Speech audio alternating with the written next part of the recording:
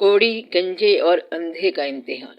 نبی کریم صلی اللہ علیہ وآلہ وسلم نے فرمایا کہ بنی اسرائیل میں 3 آدمی تھے، ایک کوڑی، دوسرا گنجا اور تیسرا اندھا۔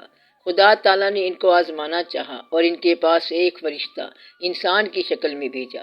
پہلے وہ کوڑی کے پاس آیا اور پوچھا کہ تجھے کون سی چیز پیاری ہے؟ اس نے کہا مجھے اچھی رنگت اور خوبصورت کھال مل جائے، اس سے لوگ گھن کھاتے ہیں اور اپنے پاس بیٹھنے نہیں دیتے۔ اس فرشتے نے اپنا ہاتھ اس کے بدن پر پھیرا تو اسی وقت وہ اچھا ہو گیا اور اچھی کھال اور خوبصورت رنگت نکل آئی۔ پھر پوچھا تجھے کون سے مال سے زیادہ محبت ہے؟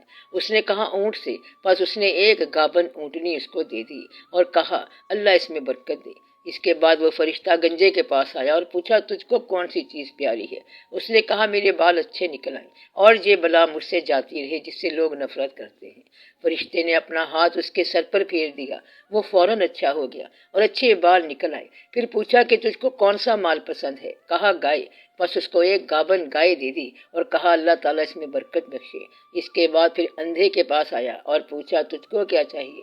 اس اندھے نے کہا کہ اللہ تعالیٰ میری نگاہ درست کر دے، سب آدمیوں کو دیکھوں۔ اور اس نے اس کی آنکھوں پر ہاتھ پھیر دیا اور وہ اچھا ہو گیا۔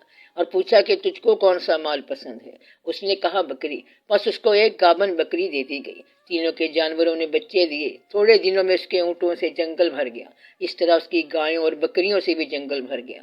پھر وہ فرشتہ خدا کے حکم سے پہلی صورت میں کوڑی کے پاس آیا اور کہا کہ میں ایک مسکین آدمی ہوں، میرے سفر کا سارا سامان ختم ہو گیا ہے اور منزل مقصود تک پہنچنے کا کوئی سلسلہ نہیں سوائے خدا کے اور تیرے۔ میں اس اللہ کے نام سے جس نے تجھ کو اچھی رنگت اور عمدہ کھال عنایت فرمائی، میں تجھ سے ایک اونٹ مانگتا ہوں کہ اس پر سوار ہو کر اپنے گھر پہنچ جاؤں۔ اس کوڑی نے کہا یہاں سے چلا جا، مجھے بہت سے حقوق ادا کرنے ہیں، تجھے دینے کی اس میں گنجائش نہیں ہے۔ فرشتے نے کہا کہ شاید تجھ کو میں جانتا ہوں، کیا تو کوڑی ہی تھا کہ لوگ تجھ سے گن و نفرت کرتے تھے؟ اور کیا تو مفلس نہ تھا پھر تجھ کو خدا نے اس قدر مال عنایت فرمایا؟ اس کوڑی نے کہا واہ کیا خوب، یہ مال تو میری کئی پشتوں سے باپ دادا کے وقت سے چلا آ رہا ہے۔ فرشتے نے کہا کہ اگر تو جھوٹا ہے تو خدا تجھ کو ویسا ہی کر دے جیسا کہ پہلے تھا۔ اس کے بعد دوسرے شخص یعنی گنجے کے پاس آیا اور اسی طرح اس سے بھی سوال کیا، اس نے بھی ویسا ہی جواب دیا۔ فرشتے نے کہا کہ اگر تو جھوٹا ہے تو خدا تجھ کو ویسا ہی کر دے جیسا تو پہلے تھا۔ اس کے بعد پھر اندھے کے پاس گیا اور کہا کہ میں مسافر ہوں اور میرے پاس سامان نہیں ہے، اور آج میں جس خدا کے اور پھر تیرے کوئی میرا وسیلہ نہیں ہے، میں اس کے نام پر جس نے دوبارہ تجھ کو نگاہ بخشی، میں تجھ سے ایک بکری مانگتا ہوں کہ اس سے اپنی کاروائی کر کے سفر پورا کروں۔ اس نے کہا بے شک میں اندھا تھا، خدا تعالیٰ نے محض اپنی رحمت سے مجھ کو نگاہ بخشی، جتنا تیرا دل چاہتا ہے لے جا اور جتنا چاہے چھوڑ جا، خدا کی قسم میں کسی چیز سے تجھ کو نہیں روکوں گا۔